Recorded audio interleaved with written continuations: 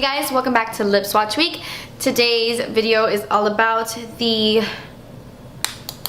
Colorstatement Moisture Matte lipsticks from Milani. I'm pretty sure that is the name. They came out with 8 new lipsticks to their Colorstatement line that are completely matte.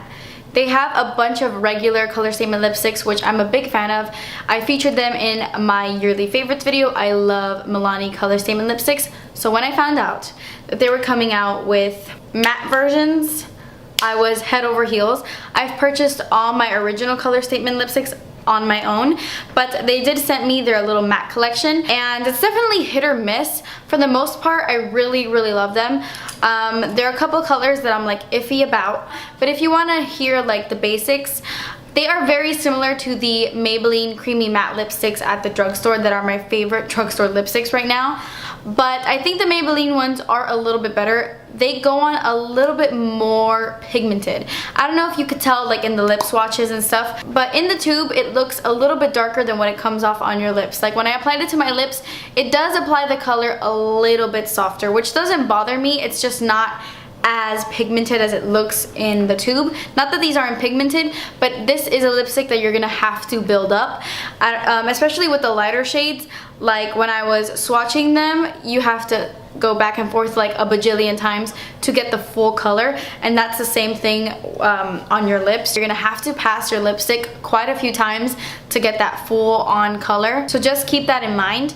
These are very moisturizing though, just like the name says. Not like moisturizing like a lip gloss, but they do not dry out the lips at all. They feel very velvety, like I said, very similar to the Maybelline ones. I don't feel like they dry out my lips. They don't wear as long as my Maybelline ones. I think I do get a few hours out of it, but this is something that you're gonna want to throw in your purse because you're gonna want to retouch throughout the day, maybe like twice throughout the day, not a lot. Because it isn't glossy, it will last a little bit longer than like a glossy product, but it's not the longest matte lipstick, if you know what I mean. Does that make sense? It does start to wear off a little bit towards the inside of your mouth when you're eating, drinking, and all that stuff. I don't find that I absolutely need a lip liner when I use this because I don't think they feather. At least not on me. They don't bleed on my lips. They don't get all weird.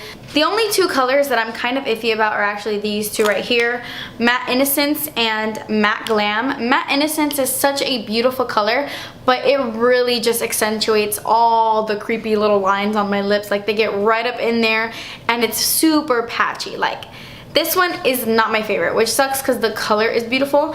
And this one doesn't accentuate my lines like this one does, but it's also pretty patchy.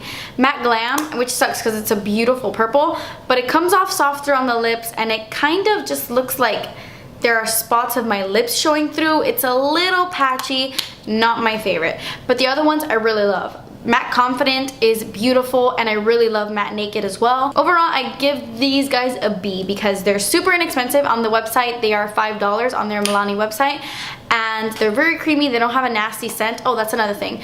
The original Colorstatement lipsticks smell like watermelon Jolly Ranchers, which I loved, but this has a very faint scent of nothing. Like it smells a little bit vanilla-y, but it's very faint. So if you're sensitive to scent and you hated the original ones because they smelled like Jolly Ranchers, these don't have like a repulsive scent at all. So besides the fact that a couple of them are a little patchy and you really have to build up the color, these are pretty good. I actually really like them a lot actually, besides those 2 little cons.